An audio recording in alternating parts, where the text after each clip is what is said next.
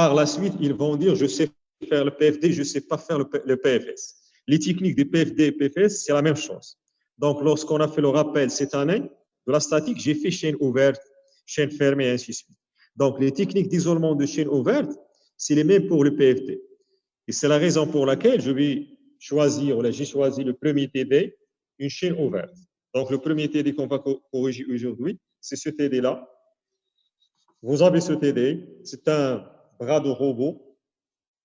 Donc, vous avez là une photo et vous avez là la modélisation. Donc, vous avez 3 axes, axe numéro 1, 2 et 3. En robotique, un axe, ça veut dire une pièce en mouvement. Lorsqu'on vous dit un robot à 6 axes, c'est-à-dire vous avez 6 pièces qui peuvent faire du mouvement. Vous avez 6 moteurs si vous voulez. D'accord? Donc là, vous avez l'axe 1 par rapport à 0, c'est-à-dire le mouvement de 1 par rapport à 0. Vous avez une pièce qui va translater ou qui va tourner par rapport à 0, c'est la pièce 1. La même chose, vous avez un autre axe, c'est 2 par rapport à 1, c'est-à-dire une autre motorisation, un autre mouvement. Et le troisième mouvement, c'est le mouvement de 3 par rapport à 2. D'accord? Ils ont donné ici le paramétrage. Là, ils ont ici une translation. Là, une rotation d'axe G2Z0. Et là, une translation suivant Z0. D'accord? Les paramètres du mouvement, pour le paramètre de translation, le premier, vous avez X de T. Le deuxième, c'est une rotation, c'est θ de T. Et le troisième, Z de T. D'accord? Donc, avant de commencer ce TD-là, je vais vous dire une chose. Là, j'ai combien de mouvements? J'ai 3 mouvements, 2 translations et une rotation. Donc, j'ai besoin d'une seule figure plane. D'accord? Donc là, TD 1 PFD, j'ai besoin d'une seule figure plane parce que j'ai une seule liaison pivot, figure plane ou figure d'orientation de base. D'accord? Donc là, toujours, on la dessine comme ça. Là, c'est l'axe de rotation. Vous avez ici l'axe de rotation. Ils ont dit ici, θ de t est égal à x0, x1, y0, y1. C'est-à-dire la rotation, il est autour de z. D'accord? Donc là, vous avez la rotation, il est autour de z0, x0, y0, et là, x1, y1. Là, c'est θ. Pourquoi j'ai dit ça? Parce que θ, il est entre x0 et x1. Il est écrit ici. x0, x1, y0, y1, c'est le même angle, c'est θ. Maintenant, les données. Les données d'initié, vous avez les caractéristiques, la masse pour le premier, le deuxième et le troisième. D'accord, la troisième pièce. Et vous avez le centre d'initié. Centre d'initié, la position bien sûr, OG1, OG2 et OG3. Vous avez les moments d'inertie. Vous avez le premier, son objet. Le deuxième, selon l'axe G2Z0, c'est G2. Et le troisième, c'est G3. D'accord? Donc, j'ai une question que vous pouvez répondre. Donc, vous pouvez répondre à cette question par la suite. Pourquoi pour le collision 1, ils ont dit son objet. Le moment d'inertie, son objet. D'accord? Donc, j'attends une réponse et je passe aux données, les données suivantes. Donc là, vous avez l'orientation de la base X1, Y1, Z1 par rapport à la base X0, Y0, Z0 et définie par θ. J'ai déjà dit ça. Pour chacun des 3 axes motorisés, une action mécanique et un frottement visqueux équivalent de l'actionneur MI associé à l'axe numéro I sont définis au niveau de la liaison correspondante. Donc, pour les 3 axes motorisés, ils ont donné l'action ou l'actionneur, c'est le moteur MI, et ils ont dit, vous avez un frottement visqueux équivalent. C'est comme si on vous dit que la liaison n'est pas parfaite. Vous avez un frottement dans cette liaison. La suite, vous avez un tableau qui indique ici, pour chaque motorisation, l'action et le coefficient de frottement. Donc, action mécanique de l'actionneur MI sur l'axe. Vous avez pour l'axe numéro 1, vous avez FM1. Pour l'axe numéro 2, vous avez CM2. Et pour l'axe numéro 3, vous avez FM3.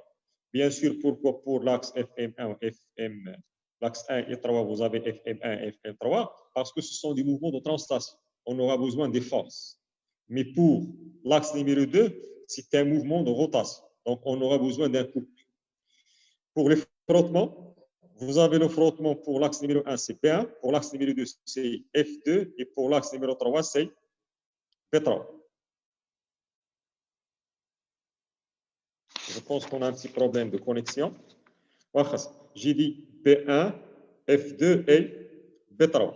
Donc là, pour B1, vous devez faire attention aux unités, newton seconde par mètre. L'autre, non, pour F2, c'est newton mètre seconde par radian. D'accord? Et F3, c'est newton seconde par mètre. La première question, tracer le schéma d'analyse.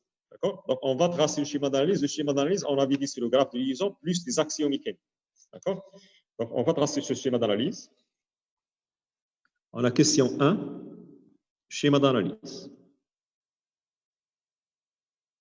Si vous avez un exercice de la statique en SI ou de la dynamique, même si on ne vous demande pas ça, vous devez le faire dans un brouillon, le schéma d'analyse, au moins. D'accord? Sinon, dans la feuille, la copie, sur la copie, parce que parfois, il sera noté. Donc, si ce n'est pas l'objet de la question, il peut être noté, même si que ce n'est pas un objet de la question. Lorsqu'on vous dit, par exemple, donner la démarche des hormones et ainsi de suite, donc le traçage des schémas d'analyse est inclus dans la note. D'accord? Donc, schéma d'analyse, vous avez les pièces. Vous avez la pièce 0. Avec la pièce 1, on a vu ici l'axe 1, 0, donc c'est un mouvement de translation. Et la pièce 1, il a un mouvement, il est lié à la pièce 2 par une liaison pivot. Et la pièce 2, il est lié à 3 par une liaison glissière. Les données sont là, les axes. Vous avez ici translation, rotation, translation. Sinon, vous avez une glissière ici, entre 1 et 0, une glissière entre 2 et 1, et une pivot entre 2 et 1, et une glissière entre 3 et 2. Donc là, vous avez glissière, c'est donné dans le sujet ça, glissière de direction. Je recopie ce qui est sur le sujet de direction X0. Puis là, vous avez pivot de Z0. Puis là, vous avez glissière de direction Z0. Maintenant, on va ajouter les axiomes mécaniques. Ils ont dit, pour chaque axe, on a un axe, là c'est FM1, CM2 ici, ou tout simplement, je vais noter la motorisation MI. Donc, pour l'axe 1, c'est le moteur M1, pour l'axe 2, le moteur M2, et ainsi de suite. Donc, je vais le noter comme ça. Donc là, c'est M1, là, c'est M2, entre 1 et 2, et entre 2 et 3, vous avez M3. Puis vous avez deux possibilités. Soit vous disiez que ces liaisons-là sont des liaisons parfaites, ou on peut faire sortir le frottement. Parce que là, ils ont dit, ils n'ont pas parlé des liaisons, mais ils ont dit, pour chacun des trois axes motorisés, une action mécanique et un frottement visqueux équivalent de l'actionneur MI. C'est-à-dire, on peut faire, exprimer le frottement à l'extérieur de la liaison. D'accord? Comme le moteur. Donc, on peut, à l'extérieur de la liaison, faire ici le frottement. Donc là, par exemple, le frottement 1, frottement 2, et là, le frottement 3. Monsieur, Oui. est-ce que vous pouvez enregistrer la session? لا لا كان دير enregistré. Non. Ouais, كاينه enregistré. عنديش كاين غنمشي لبلوس.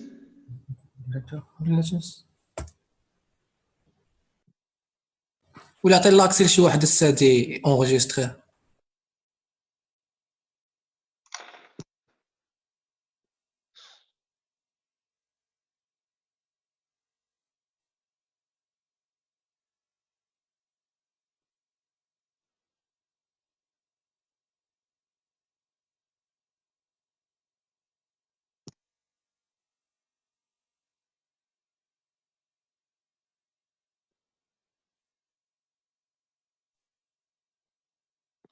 Oui, mais عندي هنا paramètre de la réunion. Paramètres de la réunion, fait un sujet de la réunion, couper les micros, lire son accès de départ, afficher le nom, afficher ma vidéo dans la galerie. صافي مسيو كاين اللي كيونجسترا كاين كاين واحد الدري كي اونغوجيستري Hein? كاين واحد الدري كي اونغوجيستري دابا سي بون صافي يلا دونك قلنا سيدي خصو يخلصني في الاخر هذا كيمشي يبيعها ها لا مسيو l'enregistrement راه ماشي اوتوريزي اصلا ياك حيت حنا فابوريه ولا مسيو انت ما اوتوريزيش l'enregistrement ما نقدروش حنا نونغوجيستري راه كي اونغوجيستري واحد الدري صافي خلينا ندوز انا بغيت نزرب واخا زرب جراس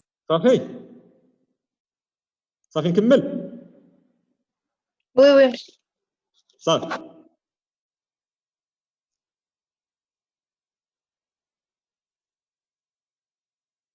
دابا ولدي هنا زدت لابوزونتور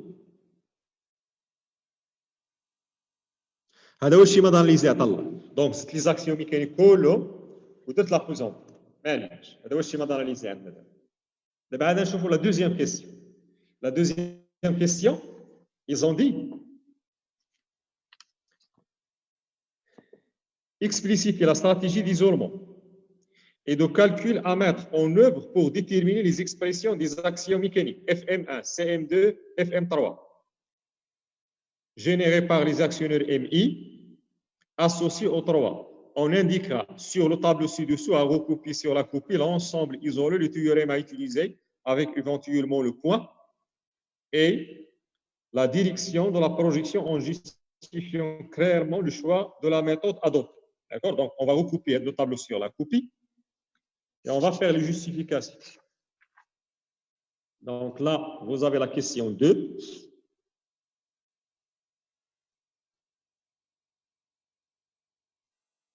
C'est la stratégie d'isolement.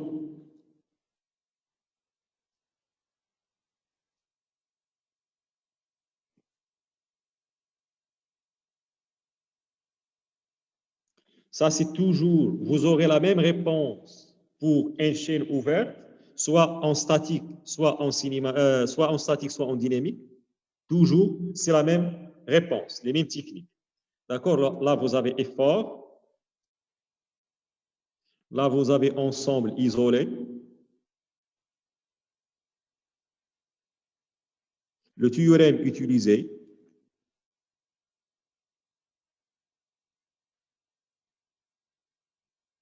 Et la justification.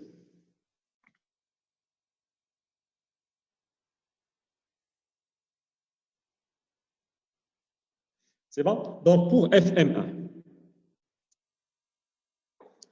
pour l'énoncé, on dit, l'énoncé, c'est ça.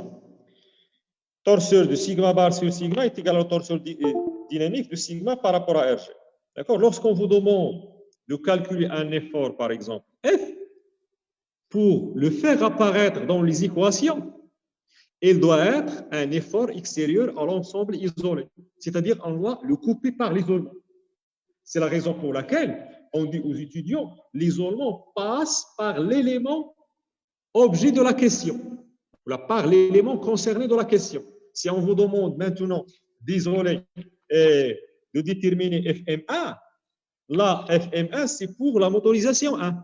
C'est-à-dire, obligatoirement, vous devez couper par l'isolement FM1. Si on vous demande de trouver l'équation du mouvement de 1 par rapport à 0, obligatoirement, tu dois isoler, tu dois passer par cette liaison pour qu'on puisse trouver l'équation différentielle du mouvement de 1 par rapport à 0. Ça, je pense que ça, c'est clair. Ce n'est pas quelque chose de sorcier. D'accord? L'isolement coupe l'élément concerné par la question. À FM1, on a coupé FM1. Lorsqu'on a fait le rappel de la statique, pour ne pas perdre de temps, on avait dit, lorsqu'il s'agit d'une chaîne ouverte, ça c'est à prendre par cœur. On isole à partir de l'élément concerné de la question l'ensemble des solides jusqu'à la fin de la chaîne. Bien sûr, dans le sens contraire au bâtiment. isoler le bâti. On ne va pas isoler le bâti. Ça y est, on va appliquer cette règle. C'est une règle à prendre par cœur. Donc, une chaîne ouverte, j'isole à partir de l'élément concerné de la question, c'est FM1, l'ensemble des souris jusqu'à la fin de la chaîne. Bien sûr, dans le sens contraire au bâti, hein, on ne va pas choisir le bâti. La règle 0 de P, jamais le bâti. D'accord? Donc, on va isoler tous les souris jusqu'à la fin de la chaîne. Donc, 1, 2, 3. C'est ça la règle. D'accord? La justification, elle va arriver par la suite. Bien sûr, seul, on va faire introduire les inconnus de la liaison pivot. Ici, 5. Et là, 5, c'est 10. L'inconnu ici, c'est M2, c'est 11.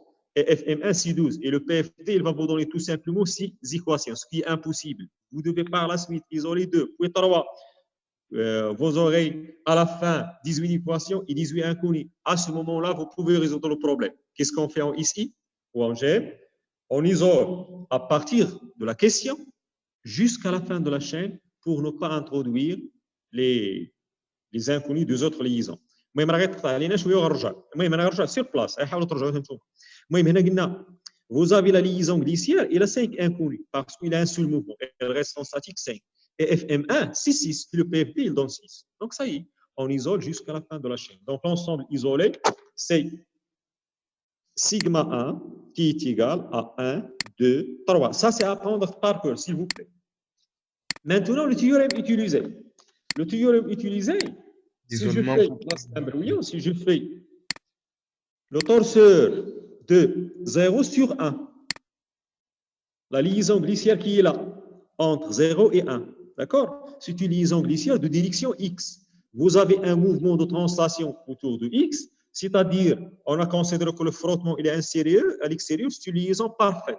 Qui dit liaison parfaite, dit la force où X est nulle. Mouvement sur X, c'est-à-dire la force où X est nulle. Donc là, vous avez 0, et là, Y01, Z01, L01, M01, N01, quel que soit le point, parce que c'est une liaison glissière, dans la base, si vous voulez, X0, Y0, Z0.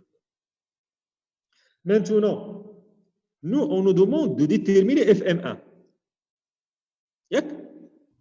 FM1, la liaison glissière, il est suivant X. Est-ce qu'il est possible d'avoir une liaison glissière suivant X0? Là, c'est la pièce 1 et là, c'est la pièce 0. Et lorsqu'on vous demande d'appliquer une force sur le solide 1 pour l'entraîner en mouvement, tu n'es pas appliqué une force suivant Y ou suivant Z. Donc, automatiquement, le mouvement, il est suivant X. Pour la motoriser, pour la faire entraîner en mouvement, on doit faire une force suivant X0. Donc, obligatoirement, F1, il est porté par X0. Donc, qui dit F1 porté par X0, on ne nous demande pas de calculer les Y, Z, L, M, N. Il nous demande tout simplement de calculer FM1 qui est porté par X0. Donc, ce n'est pas la peine de faire tout le PFD. On va faire tout simplement le théorème de résultante parce que là, on a un mouvement de translation comme en physique, théorème de résultante dynamique, et on va projeter ce théorème-là sur l'axe X0. D'accord? Pourquoi? Pour ne pas introduire les inconnus de l'axiome mécanique transmissible entre 0 et 1 dans les calculs. D'accord? Donc, en physique, vous disiez, c'est un mouvement de translation, on fait le PFD. C'est un mouvement de rotation, on fait le théorème, vous disiez le théorème du moment cinétique. Yeah? Théorème du moment cinétique. C'est bon? Là, en mécanique, en SI, on dit théorème de résultante dynamique et le théorème du moment dynamique. C'est bon? Donc là, je vais revenir au tableau. Donc là, le théorème utilisé, théorème de la résultante dynamique en projection sur X0. Pourquoi? J'ai deux justifications. Je vais faire la première ici et la deuxième, je vais la faire dans la deuxième réponse. Je pense que ce sera la plus facile. C'est bon? Donc là, si vous voulez, pour FM1, je vais écrire la force ou les forces, si vous voulez. Rechercher FM1 est porté par X0 et la composante de la résultante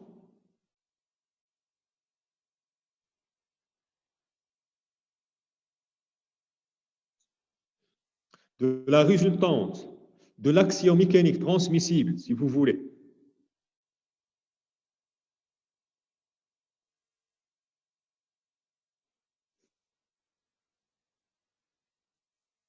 Transmissible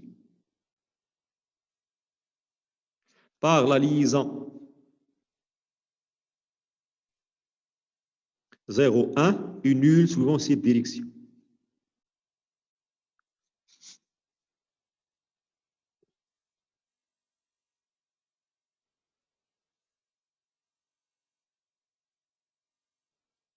Donc là, je vais écrire ça d'une autre manière. Vous pouvez écrire comme ça, car FM1 est porté par X0 et la résultante de 0 sur 1, scalaire X0, est égale à 0. La phrase que j'ai dit est la résultante de l'axiome mécanique transmissible de 0 sur 1 et nul suivant cette direction. Mathématiquement, c'est ça. La résultante de 0 sur 1, scalaire X0 est égale à 0. C'est la raison pour laquelle, en dynamique, pour les torseurs de liaison, vous pouvez écrire tout simplement comme ça. Torseur, par exemple, de 0 sur 1, ce n'est pas la peine d'écrire tout le torseur. J'écris quel que soit M, la résultante de 0 sur 1, et là, le moment en A de 0 sur 1, avec, j'écris à côté, avec R de 0 sur 1, scalaire X0, est égal à 0. Ça y est, ça, j'ai donné le torseur de la liaison. Pourquoi? Parce que j'ai ici 5 inconnus et un 0. Le 0 est le suivant, la résultante, la composante de la résultante suivant X0. Donc, vous pouvez carrément écrire comme ça. Et par la suite, on sait comment on va faire appliquer le théorème. Donc, je vais revenir au tableau pour donner la fin de la propriété d'isolement. J'ai dit pour une chaîne ouverte, l'isolement coupe l'élément concerné par la question, ou là, on isole l'élément concerné par la question, on isole l'ensemble des pièces à partir de l'élément concerné par la question jusqu'à la fin de la chaîne. Après ça, vous avez la même phrase, jusqu'à la fin de la chaîne. Si l'isolement coupe une liaison glissière, on applique le théorème de résultante en projection sur sa direction. Je répète, si l'isolement coupe une glissière, on applique le théorème de résultante scalaire sa direction. Alors vous faisiez ça d'une manière machinale, automatique en physique. Et ici, bon, ça crée un problème. Qui dit glissière dit mouvement translace. Point à la ligne. Si l'isolement, cette fois-ci, coupe une pivot, on va appliquer le théorème de mouvement dynamique en un point de son axe, en projection sur son axe. D'accord? C'est comme en physique. Lorsque vous disiez, si on a une rotation, on fait le théorème de mouvement cinétique. C'est la même chose. C'est la même chose. Mais ici, on dit, ou en GM si vous voulez, on dit si l'isolement coupe une glissière ou une pivot. Qui dit pivot a dit rotation. Donc, lorsqu'on va couper par la suite une pivot, on va appliquer le théorème de mouvement direct. En projection sur sa direction, bien sûr. Maintenant, je vais passer à la deuxième force demandée. Donc, pour le deuxième élément demandé, on vous demande de déterminer CM2. CM2. Maintenant, à votre avis, j'ai le schéma d'analyse, il est là. Et CM2, c'est-à-dire le moteur M2. Donc, on va isoler à partir de l'élément concerné dans la question, c'est à partir de là, l'ensemble de celui jusqu'à la fin de la chaîne. Point. Voilà. Ça y est, c'est fini. Donc, je vais isoler 2 et 3. Ah, ici. Je vais isoler l'ensemble, je vais l'appeler sigma 2 est égal à 2, 3. Maintenant, le théorème appliqué. Cet isolement-là, il coupe une liaison pivot. Donc, on va appliquer le théorème de mouvement dynamique en G2 scalaire Z0. Je vais voir ici. Théorème de mouvement dynamique en G2 scalaire Z0. Point à la ligne. C'est ça la réponse. Voilà. Donc, théorème de mouvement dynamique au point G2 en projection sur Z0. Maintenant, la justification. Pour ne pas écrire tout ça, je vais écrire une petite justification. Pourquoi normalement, pour ce torseur-là, pour l'isolement, le premier isolement, on a fait le théorème de résultante scalaire x0 pour ne pas introduire les 5 infinis ici. C'est la même chose pour cette deuxième liaison, qui est la liaison entre 1 et 2. Si on note la liaison entre 1 et 2, c'est une liaison pivot d'axe J2Z0, c'est-à-dire le couple suivant Z2 est nul. Donc là, vous avez 0. Et là, vous avez X12, Y12, Z12, L12, M12. Dans la base, par exemple, je ne sais pas moi, X0, Y0 ou X1, Y1, Z1 ou Z0. D'accord? Donc là, c'est le torseur de la liaison pivot. Donc, on doit prendre le 0. On va faire le théorème du moment en projection sur Z0. Donc, on va justifier par ça. Pourquoi